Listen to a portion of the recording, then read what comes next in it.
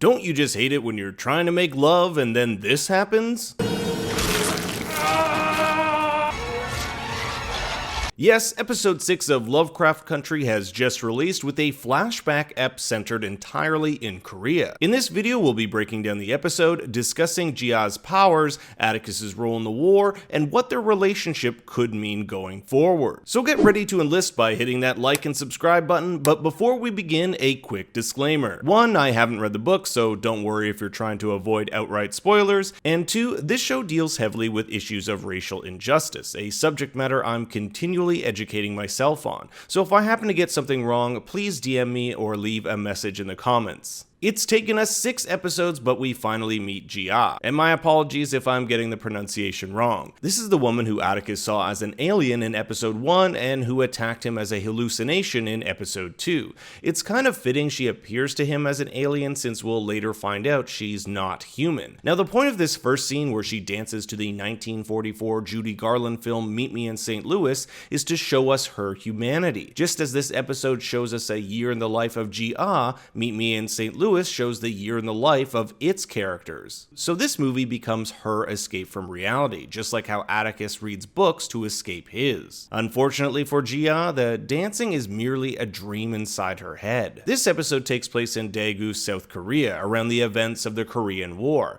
We meet Jia's mother, who has pressured her with finding a man, saying it's the only way to bring honor back to their family.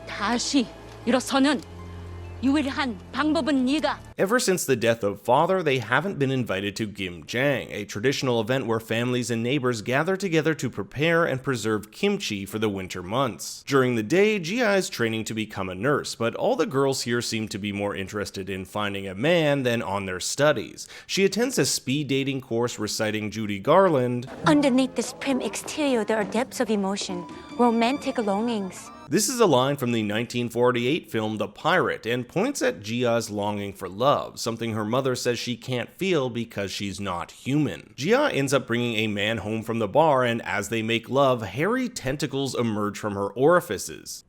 Allowing her to gain all the memories of that person's life. For example, this poor victim. We see him get married, have a baby, and climb a mountain. That is, of course, before he dies in a giant explosion of blood and guts. As we'll find out, Jia is a kumiho, a spirit of a 1,000-year-old fox, a creature from Korean folklore that is manifested in the form of a beautiful woman to seduce boys and steal their souls. Years ago, Jia's mother made a deal with a mudang, a Korean shaman. The spirit of kumiho was instilled in Jia's body to kill father, a man who molested Jia as a child while mother watched and did nothing. She was a woman with a child out of wedlock, and this man was her only way to be rescued from shame and disgrace. It was the price she had to pay. So now Jia's mother encourages her daughter to kill in the hopes that once she collects 100 souls, her real daughter will be returned to her. Back at the cinema, there's a brief cartoon stating that anyone who pits one person against another is trying to rob you of your freedoms. A fitting cartoon since moments later marks the start of the Korean War, a war that pits two sides against one another. It's no wonder then that after we see this cartoon, we hear an American soldier saying he's fighting for freedom.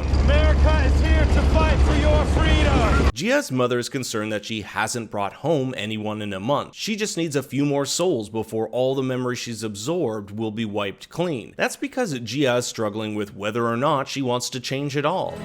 엄마가 존재 자체가 잘못했다고 했어요. 제가 바꿀 길을 원하세요. 그런데 어떻게 해야 할지 모르겠어요. Her friend, Young Jia, tells her it's okay to be different. Young herself is a communist, something that will get you strung up.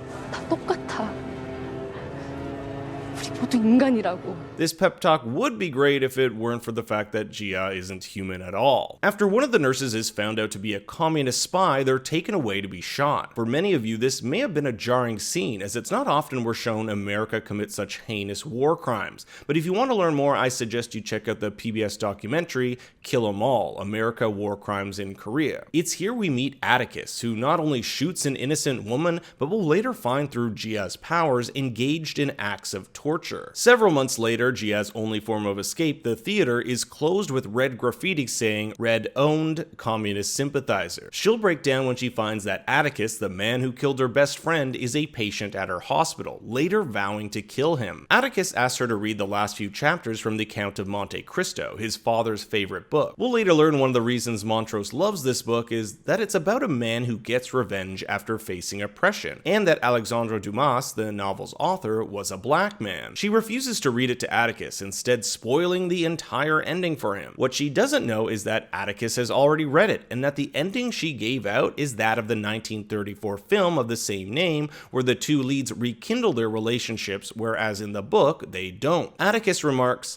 I see what they thought that change would make for a better movie. Just like the book didn't see the two lovers end up together, this same can be said for Atticus and Jia. There's a great scene where Jia asks Atticus and a Korean-American soldier why they fight for a country that doesn't treat them as equals. For the Korean-American, other than the fact that he was drafted, he feels like he doesn't have a home. In America, he gets called racist names, and in Korea, he's considered a pariah. Atticus, however, signed up willingly. His joining of the military was to get away from his abusive and overbearing father. This was his escape. Now he takes out his violence on others. Jia shows up at the military base for a night on the town, but Atticus has managed to get a hold of a projector and a Judy Garland movie thanks to Uncle George. They end up taking things to Jia's place, where he tells her how being with her makes him forget all the terrible things he's done. He truly feels remorse for what he's done, and these events pain him. This is also Atticus's first time, and I just hope he wraps it since she's been with 100 guys. She ends up telling him to leave. She originally planned to kill him, but now has developed actual feelings. And Mother isn't too pleased, calling her a monster, but it begs the question, who is the real monster here? Jia waits for Atticus outside the base where he tells her to leave, and she opens up about her truth, that she knew he killed her best friend but started to develop actual feelings for him. Atticus, deep down, is a good man, but war tore him apart. We've both done monstrous things.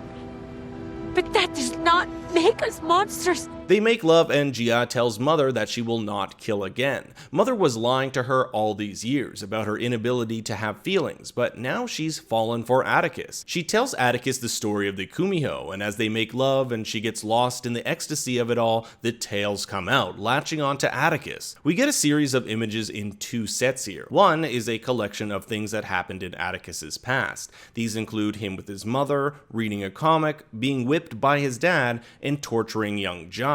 But the second collection seems to take place in the future, which explains why Jia knows so much about what will happen to Atticus. We see him in bed with an unknown woman. Now, I could be totally wrong here, but I don't think this has any significance at all. If these flashes are happening chronologically, that means this event happened after he got back from Korea, but before he got on that bus to Chicago in episode 1, meaning this was likely some one-night stand that he was using to forget the pain of leaving Jia. We then see him get on that bus to Chicago before we get a few shots of things we haven't seen yet. One is of him getting baptized, one of Letty, and Atticus hooked up to some sort of contraption. All we know other than this is that Jia has seen something that will get Atticus killed, saying that if he goes home, he'll die. And what was the word he translated last episode? Die. Atticus wants to know how Jia predicted his death, just like the translation did, or at least that's what the show is leading us to believe. We aren't sure how Atticus will die, but in this universe where we know time machines and spells that create invulnerability exist,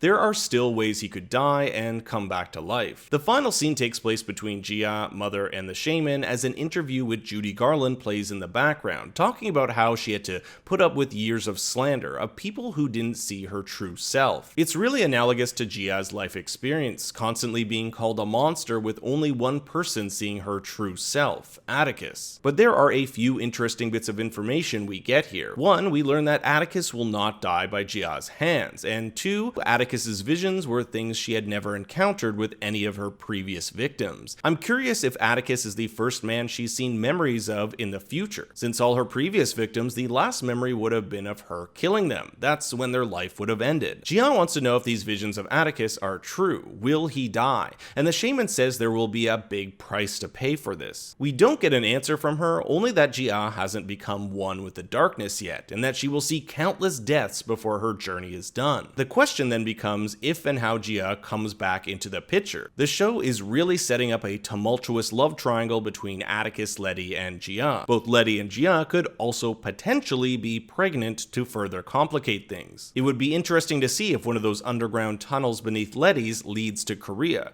Remember that Montrose, Letty, and Atticus got from Boston to Chicago in only a matter of minutes using it. So there's still a lot of mystery at play here, largely surrounding what exactly Jia knows and how Atticus will die. Unfortunately, we'll have to wait another week for more answers. Thanks for watching, everyone. Make sure to like the video and subscribe, and for more bad takes, come follow me on Twitter and Instagram at ThinkStoryYT. Until next time, remember, Daddy loves you very much.